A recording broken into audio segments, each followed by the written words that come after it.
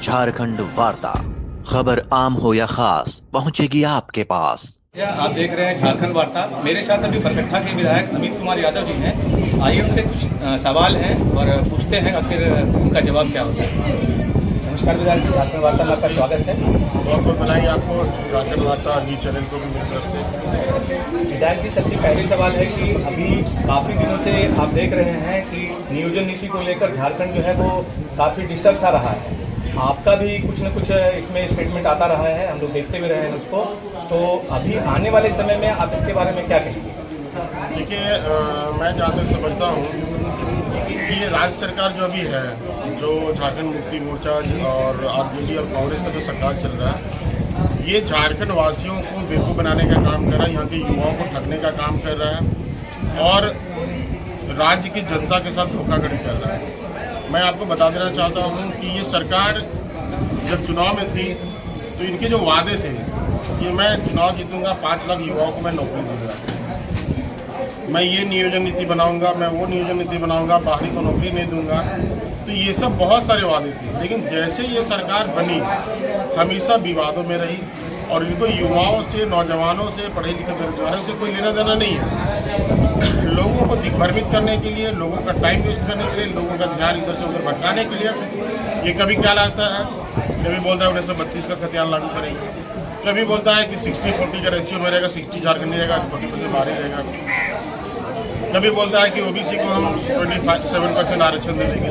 तो ये करता कुछ नहीं, बस लोगों को दिग्भ्रमित करने का प्रयास करता है। आज देखिए 4 साल हो गए सरकार के, कंप्लीट हो गए 4 साल, और 4 सालों में एक भी नियोजन इन्होंने नहीं कर पाया। और इनका कहना है कि मैं स्थानीय को नौकरी दूंगा। स्थानीय नौकरी आप देंगे कैसे जब आपका नियोजन नीति ही नहीं बन पाया?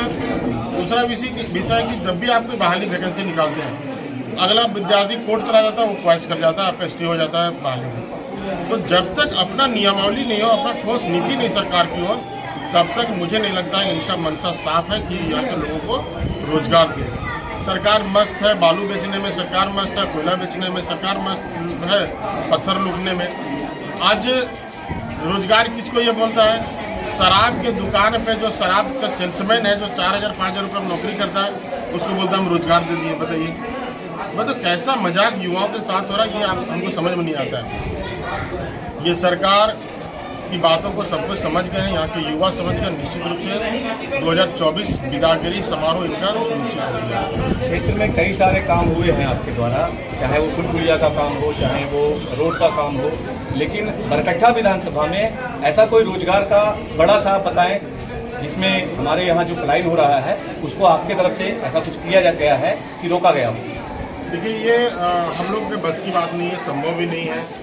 जब तक सरकार का कोई यहाँ पे प्लांट्स नहीं लगते हैं, सरकार के कोई उद्योग नहीं लगते हैं, तब तक आप कहाँ पे नौकरी देंगे? हमारा जो क्षेत्र है बरकट्ठा विधानसभा किसान क्षेत्र है, किसान प्रधान क्षेत्र ही है। आप इचाक में चले जाइए, बरकट्ठा में चले जाइए, चलगुस्सा में चले जाइए, जयनगर में चले जाइए, यहाँ पे एक भी कोई लघु उद्योग भी नहीं है, कोई प्लांट भी नहीं है। तो आप नौकरी कहाँ पे देंगे? अब कैसे आप पलायन को रोक सकते हैं? ये सरकार के स्तर से पहल करने की आवश्यकता है कि सरकार ऐसे ऐसे जगहों पे लघु उद्योग के माध्यम से या उद्योग के माध्यम से रोजगार कैसे प्रदान हो, इसमें पहल सरकार को करना चाहिए। निश्चित रूप से सहयोग, चाहे जमीन देने की बात हो, चाहे कोई भी मामला हो, तो हम लोग स्थानीय विधायक होने के नाते उसको मदद करेंगे। बहुत अभी लोगों में असमंजस की बात है। अभी संकल्प यात्रा जब बरकट्ठा विधानसभा में आया था तो अमित यादव जी की तरफ से काफ़ी भीड़ इकट्ठा की गई थी और देखा भी जा रहा है कि नज़दीकियाँ जो है वो बीजेपी के साथ में आपकी ज़्यादा है, पहले भी रही है और अभी ज़्यादा हो रही है। तो क्या हम ये समझें कि आने वाले समय में बरकट्ठा विधानसभा से बीजेपी के टिकट पे अमित यादव जी का चुनाव लड़ेंगे? देखिए, ऐसा अभी कहना उचित नहीं है और संभव भी नहीं है। अभी आने वाले दिनों में लोकसभा का चुनाव है और लोकसभा चुनाव में चूंकि राजनीतिक पार्टी के हम कार्यकर्ता हैं, तो सभी कार्यकर्ताओं को कहीं ना कहीं वोट डालना है लोकसभा चुनाव में, और हम लोग चुप भी नहीं बैठ सकते, ऐसा स्वभाव भी है राजनीति में आने के बाद।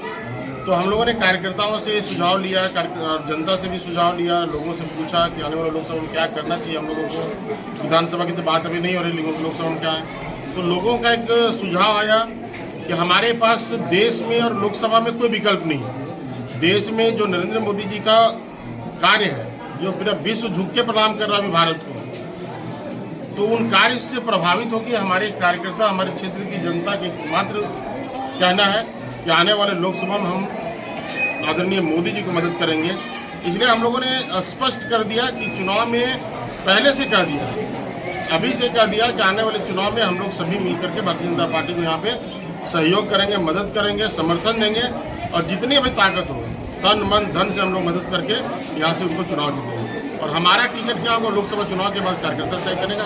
पार्टी से लोग बोलेंगे, जनता जिस पार्टी से बोलेगी उसमें चुनाव लड़ेंगे। एक आखिरी सवाल है विधायक जी, कई दिनों से ये देखा जा रहा है कि प्रखंड स्तर पे, ब्लॉक स्तर पे जो है वो भ्रष्टाचार काफ़ी सुनने को आ रहा है। तो इस विषय में आपके तरफ से भी कई बार, चाहे वो इकट्ठा हो, चलकुस्सा हो, कई बार आपके तरफ से भी पहल किया गया है, लेकिन इचाक जो क्षेत्र है वो वहाँ पे आपको ध्यान देने की जरूरत है। इस विषय में कुछ कहेंगे?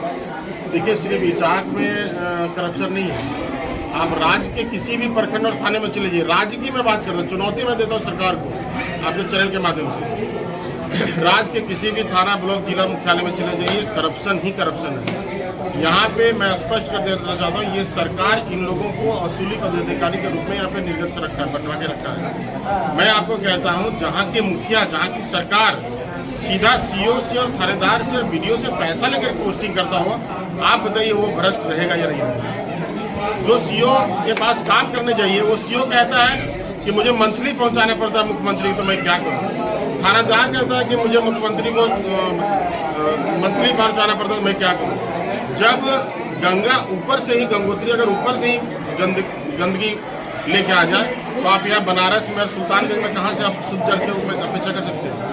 तो रांची से ही करप्शन बढ़ा हुआ है, रांची से ही करप्शन की गंगोत्री बढ़ रही है, रांची से ही वहाँ से ले देके सब ब्लॉक और थाना लोग जा रहे हैं।